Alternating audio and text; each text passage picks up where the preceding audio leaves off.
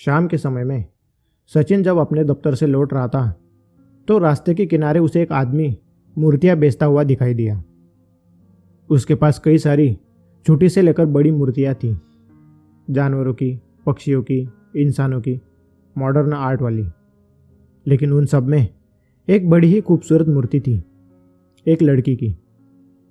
सफ़ेद मिट्टी से बनी उस मूर्ति की आंखें, ओठ, शरीर की बारीकियां इतनी नजाकत से बनाई गई थी कि देखने वालों को वो एक जिंदा लड़की ही लगे। सचिन को इस तरह के डेकोरेटिव आइटम खरीदने का बड़ा शौक था। साल भर ही हुआ था उसे एक नया मकान लिए हुए, इसलिए वो उसे अच्छे से सजाना चाहता था। अब अगर वो उस मूर्ति को उसके घर के ड्राइंग रूम में लगाए तो ड्राइंग रूम में 4 चांद लग जाएगी। ये सोचते हुए वो उस मूर्ति वाले के पास गया। पहले तो उसे देख सचिन को लगा कि वो एक मूर्तिकार है, लेकिन उसे यह समझते देर नहीं लगी कि वो सारी मूर्तियां पुरानी हैं और वो व्यक्ति कबाड़ी वाला है। लोग उससे काफ़ी कम दाम में मूर्तियां ले जा रहे थे और वो भी उन मूर्तियों को बेचने के पीछे पड़ा था। शायद कबाड़ी वाला होने की वजह से उसे उन मूर्तियों की सही कीमत का अंदाज़ा नहीं था।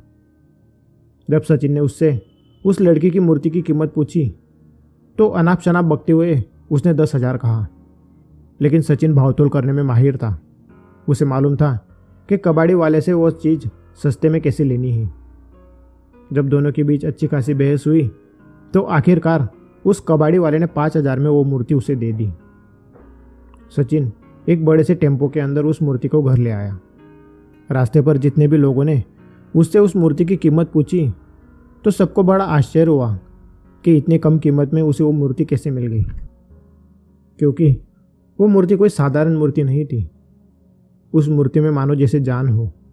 उसकी आंखें, होठ, शरीर की हर एक बारीकी इतनी गहराई से बनाई गई थी कि देखकर ही लगता था कि वो मूर्ति कोई 30-40 हज़ार की होगी।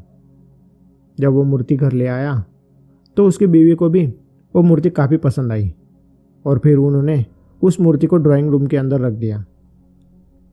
कुछ ऐसे ही 3-4 दिन अच्छे से बीत गए और फिर एक रात अचानक सचिन की आँख खुली। घर के अंदर किसी लड़की के गुनगुनाने की आवाज़ से उसकी नींद टूटी थी। उसने अपने बाजू में देखा तो उसकी बीवी सोई हुई थी और घर के अंदर उन दोनों के अलावा और कोई नहीं था। सचिन ने घड़ी में देखा तो रात के तकरीबन 1 बज रहे थे। उसने बिना बात को जाने अपनी बीवी को जगाना सही नहीं समझा, इसलिए वो अकेला ही अपने कमरे से बाहर आ गया। सचिन का बेडरूम ऊपर के माले पर था और आवाज़ नीचे से आ रही थी।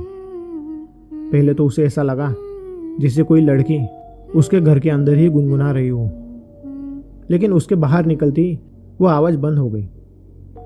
सचिन ने सारे कमरों को चेक किया, यहाँ तक कि खिड़की से झांककर बाहर भी देख लिया कि आखिर कौन लड़की इतनी रात को गुनगुना रही थी, लेकिन उसे बाहर कोई नहीं दिखा और अब ना ही गुनगुनाने की आवाज़ आ रही थी। आखिरकार जब कोई नहीं दिखा तो सचिन अपने कमरे में आकर सो गया। उसने अगली सुबह इस बारे में अपनी पत्नी से कोई बात नहीं की, यहाँ तक कि वो रात की बात को भी लगभग भूल ही गया था कि 2 दिन बाद वाली रात को फिर से वैसे ही लड़की के गुनगुनाने की आवाज़ से वो जाग गया।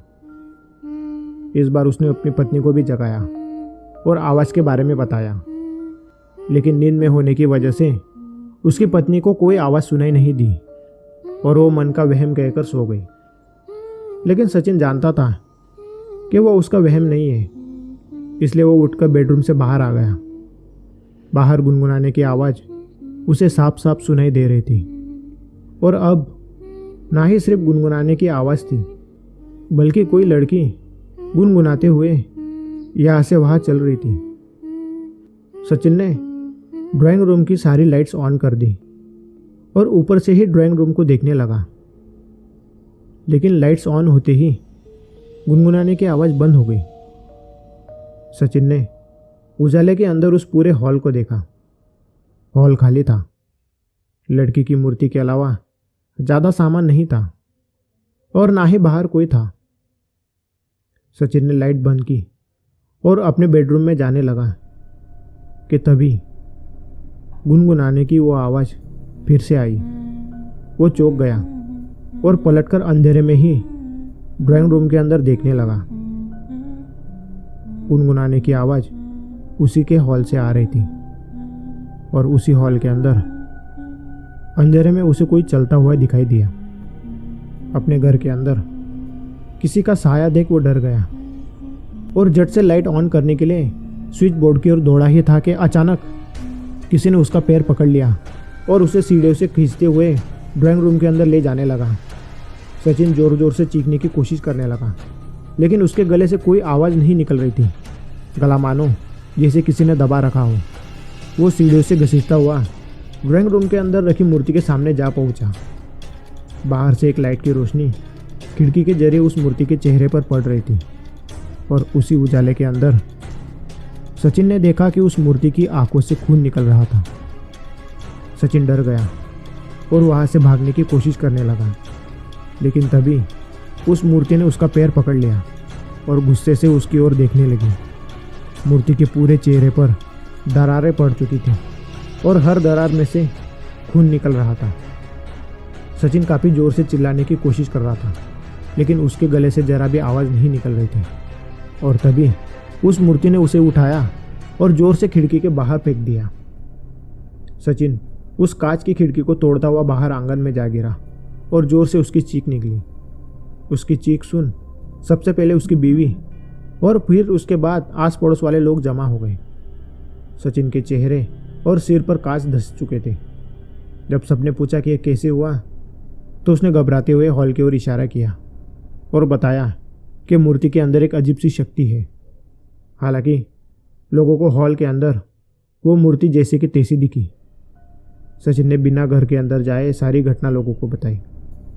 यह बात सुन कुछ लोगों को तो सचिन के मन का वहम लगा, लेकिन कुछ एक दो लोगों ने उसकी बात का भरोसा किया और अगले ही सुबह उन्होंने किसी मांत्रिक को घर बुलवाया।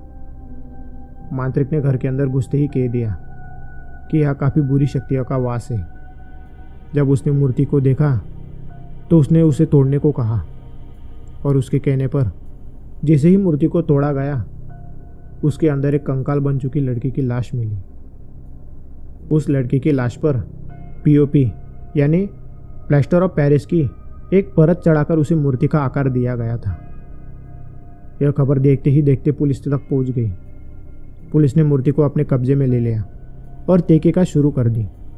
सबसे पहले उन्होंने कबाड़ी वालों को ढूंढा, फिर तहकीकात करते करते वो उस घर तक पहुंच गई जहां से वो मूर्ति आई थी। जब आस पड़ोस में तहकीकात की तो पता चला कि उस घर में एक लड़का रहता था जो पीओपी की मूर्तियां बनाता था, लेकिन महीने भर से उसका घर बंद है। पुलिस ने जब चेक किया तो दरवाज़ा अंदर से बंद था। फिर पुलिस दरवाज़ा तोड़ते हुए घर के अंदर दाखिल हुई।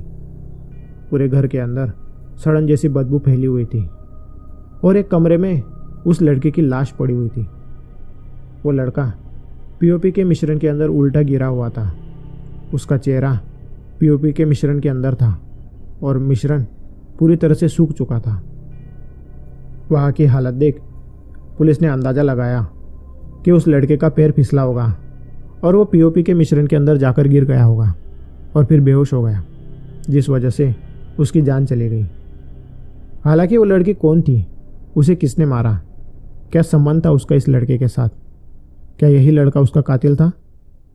और अगर यही कातिल था तो फिर क्या सच में वो अपनी मौत मारा? ऐसे कई सारे सवाल उस लड़के की मौत के साथ ही दफन हो गए।